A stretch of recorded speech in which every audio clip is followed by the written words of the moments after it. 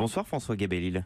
Bonsoir Monsieur Dutheil. Merci d'avoir accepté l'invitation d'Europe 1. Vous êtes le patron en France de Coca-Cola. Alors Coca est en plein virage, vous multipliez les acquisitions hors de votre marché traditionnel des sodas. Rien que ces derniers mois, vous avez acheté en Grande-Bretagne les cafés Costa, mais on en trouve un petit peu partout dans le monde. Et surtout, vous avez acheté le français Tropico. Tropico, c'est même votre première marque française, si je dis pas de bêtises, chez Coca-Cola. Votre première boisson aux fruits sans gaz.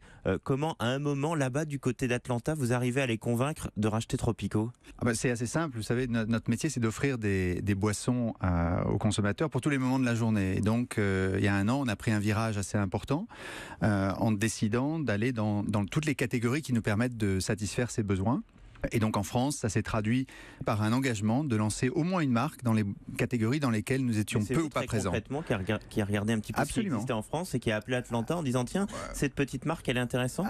Absolument. Donc la première chose qu'on a faite cette année, c'est qu'on a lancé des boissons dans la catégorie des thés et on regardait ce qu'on pouvait faire en 2019. La catégorie des boissons aux fruits plates est une catégorie encore plus importante en France que la catégorie des thés et on a trouvé cette pépite. On a donc convaincu le siège à Atlanta de bien vouloir investir en France et je pense que l'attractivité de la France qui s'améliore a contribué à faciliter cette décision et on a eu la chance de rencontrer l'équipe de Monsieur Follier qui a fait un travail extraordinaire au cours des 20 dernières années, qui a une marque avec un capital sympathie incroyable.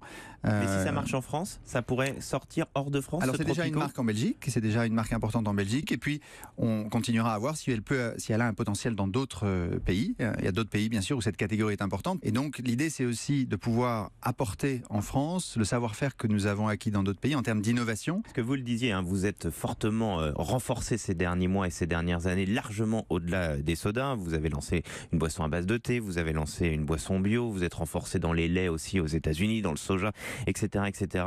Le soda est mort? Pas du tout. Alors, vous savez, les sodas, les boissons gazeuses traditionnelles continuent à avoir une performance satisfaisante. Surtout sur ce qui est light et sans sucre, quand on regarde vos résultats annuels qui sont sortis.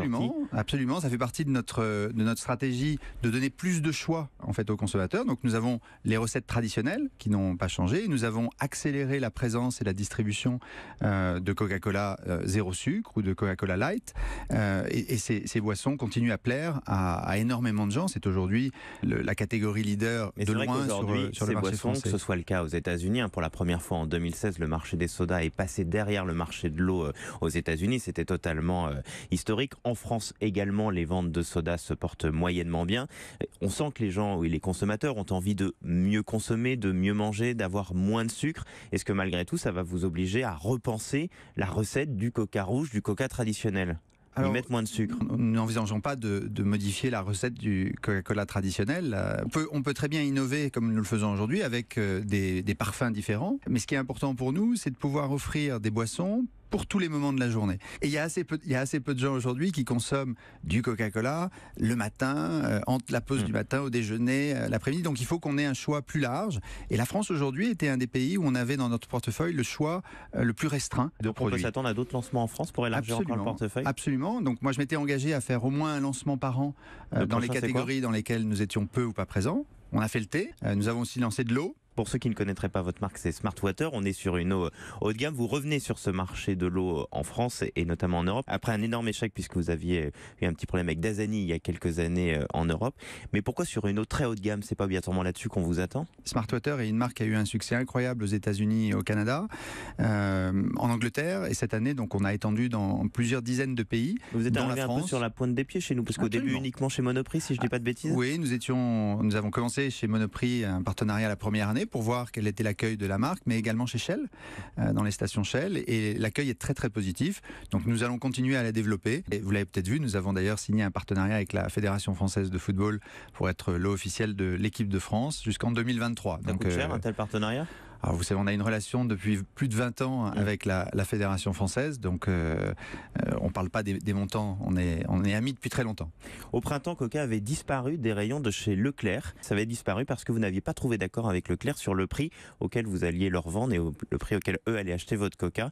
C'est toujours si compliqué avec les distributeurs. Là, les négociations commerciales vont commencer d'ici quelques semaines. L'inflation est de retour, donc les prix vont augmenter. Alors, il y a plusieurs choses sur le prix de la bouteille de Coca-Cola. Vous savez, qu'au 1er juillet, il y a une nouvelle taxe qui est apparue en France, qui a mécaniquement fait augmenter les prix de façon significative sur le Coca-Cola, la recette originale de Coca-Cola.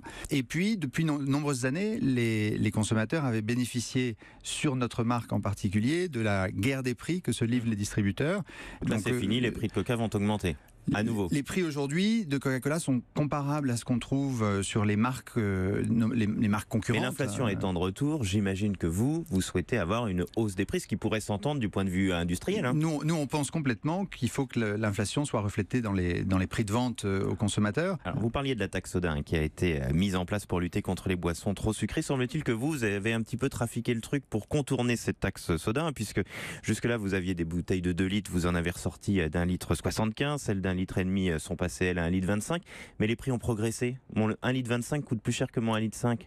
Alors, vous m'avez eu sur ce coup-là. Non, alors c'est ce que j'ai lu comme vous, mais ce n'est pas la réalité. La réalité, c'est qu'aujourd'hui... a été faite à la base par Rayon Boisson, qui est un magazine quand même extrêmement sérieux de la profession. Mais de dire que nous avons essayé de contourner la loi est quelque chose que je ne peux pas laisser dire, puisqu'en fait aujourd'hui... Vous avez trouvé une offre marketing qui pouvait être intéressante pour vous et un peu moins pour nos clients. Aujourd'hui, le prix d'abord est fixé par les distributeurs, pas par les industriels. Et donc la première chose, c'est que la taxe au 1er juillet a fait mécaniquement augmenter le prix au litre de tous les produits, quel que soit le contenu des... Non, mais que mon 1,25 litre soit proportionnellement plus cher que mon 1,5 litre, c'est quand même bizarre, non ? Il y a eu une augmentation de 10% déjà au litre, de toute façon, due à la taxe soda. Ensuite, les distributeurs, comme je vous l'ai dit, pendant longtemps, ont eu une guerre des prix et gagné assez peu d'argent, je pense, en vendant nos produits.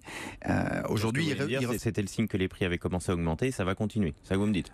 Non, je pense que ça ne va pas continuer. Je pense que les prix aujourd'hui sont comparables à ce qu'on trouve aux marques concurrentes. On a des prix au litre qui sont comparables à ceux de nos concurrents, qui sont des prix raisonnables par rapport à la valeur de la marque.